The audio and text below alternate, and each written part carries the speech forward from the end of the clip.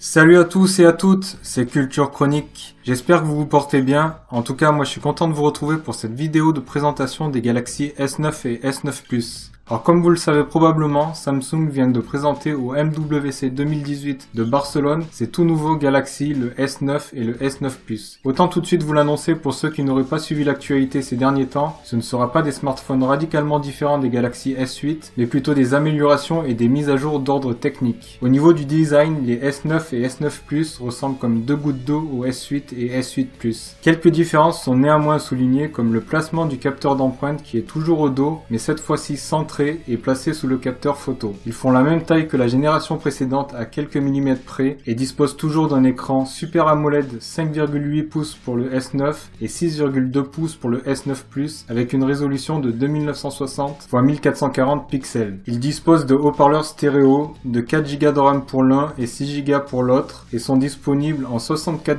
Go et 256 Go de stockage extensible par microSD à 400 Go pour un prix à partir de 859 € pour le S9 et 959 € pour le S9 Plus. Une des différences par rapport à la génération précédente se trouve au niveau du nouveau processeur qui devrait améliorer les performances de 15 à 30%. La grande nouveauté des S9 et S9 Plus se situe au niveau du capteur photo principal arrière de 12 mégapixels qui permettra d'avoir une ouverture variable de 1,5 ou 2,4, ce qui est une première pour un smartphone et devrait en théorie améliorer les photos en basse luminosité en faisant passer plus de lumière et produire des images plus nettes en plein jour. Ils disposeront d'un mode ralenti en capture vidéo super slow motion en 240 images par seconde Full HD et 960 images par seconde HD, qui a l'air bien abouti et permettra de faire des jolis effets, même si ça reste une fonctionnalité dont on n'aura pas besoin tous les jours. Sinon, Samsung a aussi rajouté les emojis qui font beaucoup penser aux animojis de l'iPhone X, et ça reste une fonction secondaire, voire complètement inutile, pour ma part. Pour le déverrouillage de l'écran, on aura le choix entre le capteur d'empreinte et la reconnaissance d'iris ou facial. Le rechargement se fera par USB Type C, une prise jack est toujours disponible pour les écouteurs. Le smartphone est certifié IP68 et possède une double SIM. Pour le reste, il n'y a pas ou peu de différence avec la génération précédente. Les précommandes sont déjà ouvertes et les smartphones seront disponibles le 16 mars. Je vous donne d'ailleurs rendez-vous dans quelques semaines pour un test approfondi du Galaxy S9.